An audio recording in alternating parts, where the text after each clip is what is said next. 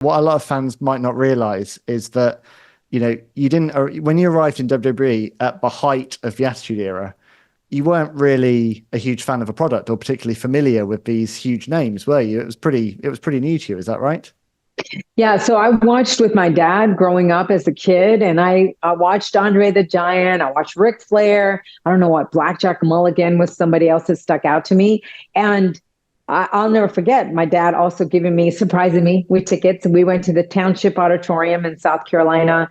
And it's wild because I went back there with my sister. She had some event because she was a Miss South Carolina. So all the Miss South Carolinas had this reuniting thing there. And it was there at the Township Auditorium. And I looked around and I went, I remember I sat in those bleachers right there. And that whole night just vividly came back to me.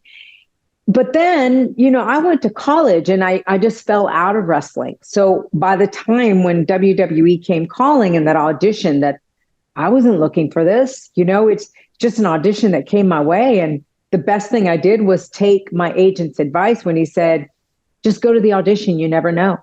It was awesome. It was awesome because it led me to this path.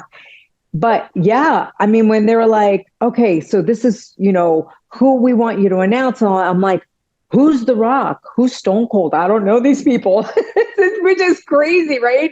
You think about like these names that are so infamous now that are like so popular, but I didn't know who they were. So that was a crazy night. It is crazy because, I mean, by the time you came in, they were mainstream, weren't they? I mean, The Rock and Stone Cold, they were on the covers of like Entertainment Weekly and stuff. I mean, WWE had blown up to huge levels by the time you walked in the door. I just think it's wonderful that actually you walked in kind of pretty naively, not really knowing who these huge stars were, but suddenly you had to ring announce them with enthusiasm. I think that's wonderful.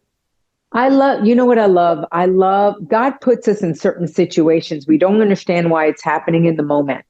But think about it. Now that I've chosen this path of speaking to people, of really trying to educate people with the lessons that I've learned, right? Just pay it forward to me.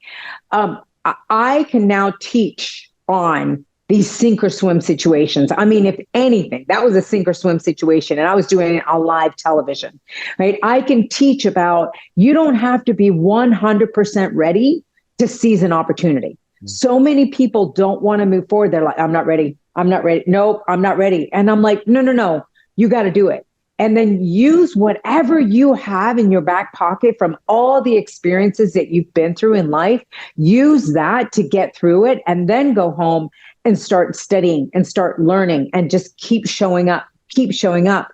And so I'm the perfect example of that, but I wouldn't be the perfect example had it been completely opposite. Had I known all these people, had I known that, them giving me a month to prepare for that position, and so I'm like, I am actually glad that I went through it, even though during the time I'm like, oh my gosh, what am I doing?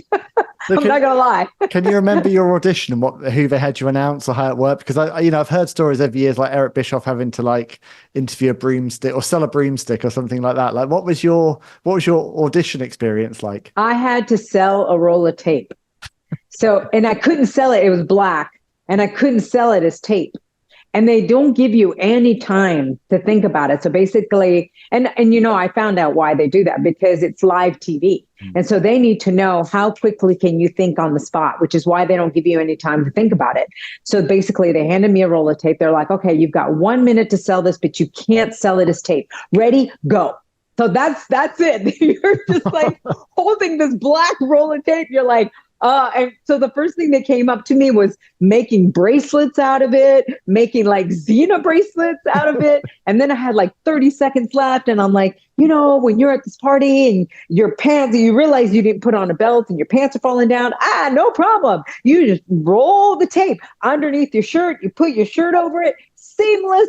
Your pants are up. We're good. And then they're like counting me down to 10 seconds. I'm like, the next time you look at this, don't look at it as just tape because it's so much more. Oh, that's amazing. But I was like, everybody started applauding. I'm just like, where did that come from?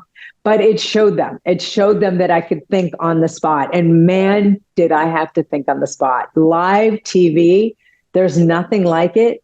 And Ben, sometimes I wondered, why am I putting myself in this position? Because my heart, no matter how many times I did this job even after 15 years there and then 4 years at PFL. Before that light went on, my heart was just like, I'm like, can you see it? Can you see it? Because it is like beating so hard. Right? I kept thinking like you could actually see it. But what a rush when you move, when you get past that and you accomplish it, right? And you do it. What a rush that you get. And that's what kept me coming back.